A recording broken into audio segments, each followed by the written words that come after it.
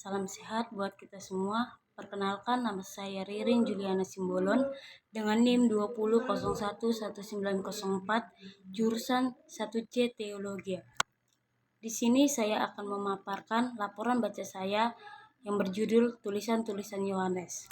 Dengan judul buku Pengantar Perjanjian Baru, penulis buku Willy Markson, penerbit BPK Gunung Mulia, halaman buku 310 sampai 333. Yang pertama, pengertian tulisan-tulisan Yohanes. Tulisan-tulisan Yohanes adalah kitab yang terdapat dalam Perjanjian Baru yang di dalamnya termaksud rangkaian Injil kanonik yang memiliki gaya dan struktur yang unik, berbeda dengan Injil lain, ialah Yohanes, surat Yohanes yang pertama, surat Yohanes yang kedua. Bagian kedua, pembagian tulisan-tulisan Yohanes. Yang pertama, Injil Yohanes. Isinya, Yohanes menggambarkan perjalanan hidup Yesus dari permulaan sampai penyaliban dan kebangkitan, seperti yang dilakukan oleh Injil-Injil sinoptik. Dalam Yohanes tak terdapat ucapan-ucapan pendek dan tajam dari Yesus dalam ungkapan-ungkapan sinoptis yang paling panjang, serta juga gaya laporan si penginjil sendiri yang membentuk gaya ketiga unsur tersebut, dan sebuah karya yang disusun sebagai suatu keseluruhan jauh lebih nyata dari sinoptik. B. Sumber-sumber dan titik tolak. Dari keseluruhan, hanya dua bagian yang dapat dipisahkan secara pasti, dan masalah-masalah setiap kasus berbeda. Perikop mengenai wanita yang berzina, dan pada pasal 21 atau pasal 1-20 juga mengalami sisipan dan di sana sini, dan kita pertama akan bahas karya hasilnya bahwa Yohanes 1-20 juga mengandung sumber-sumber yang telah diolah melalui suntingan ditemukan dalam 2 ayat 1. C. Suntingan gereja.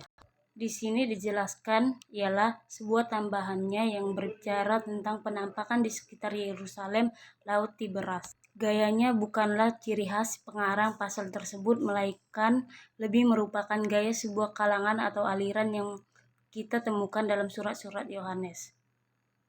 D. Masalah kepengarangan. Tradisi gereja belakangan menyebut Injil Yohanes ini bersifat anomi. Yohanes anak Zebedius sebagai pengarangnya, dan tradisi pernyataan ini seperti yang dapat kita lihat dalam suatu pernyataan meskipun secara histori tak ada nilainya dalam kanonik muratorik. Bagian ketiga surat Yohanes yang pertama. A. Bentuk sastranya. Bentuk sastranya tidak mudah untuk ditentukan karena ia tidak memiliki sebuah rincian konkret yang akan membenarkan penyebutan demikian.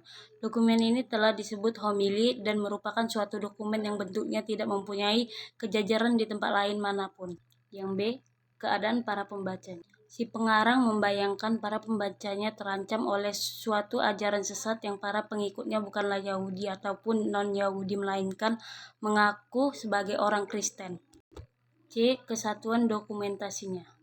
Si pengarang memakai suatu sumber non-Kristen atau Bultmann sampai pandangannya bahwa ia merevisi dan memperluas suatu tulisan disebut dengan Naucik. Dengan kata lain, seorang tokoh gereja dan pengkhotbah yang praktis. D. Kedudukan teologis pengarang,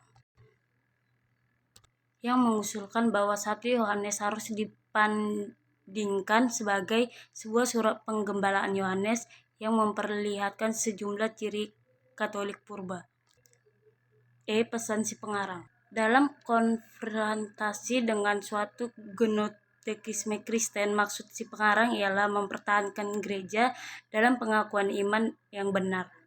Yang mencolok ialah bahwa si pengarang tidak mendefinisikan perilaku Kristen secara terinci, melainkan membatasinya pertama-tama pada mengasihi sesama. Yang keempat, surat-surat Yohanes yang kedua dan ketiga. Pembagiannya yang pertama, A. Bentuk sastra dan isi. Dalam pembukaannya, seorang presbuteros atau penatua disebut sebagai pengirimnya, tetapi namanya tak disebut. Surat ini tampaknya disampaikan Demetrius untuk merupakan seorang beberapa saudara itu atau paling kurang mendampingi mereka.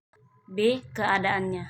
Kedua surat yang amat singkat ini telah memperhadapkan para ahli pada sejumlah pertanyaan yang sulit dijawab. Dalam Yohanes 2, pertentangan dogmatis akhirnya membawa kepada langkah yang sama seperti yang kita temukan dalam 3 Yohanes atau penolakan pemberian pelayanan. C. Pengarang dan waktu dan tempat penyusunan. Penyebutan si pengarang atas dirinya sebagai penatua tanpa petunjuk akan namanya adalah aneh. Bahwa penyebutan ini tidak berarti Rasul Yohanes sudah jelas bukan saja dari pengamatan-pengamatan sebelumnya.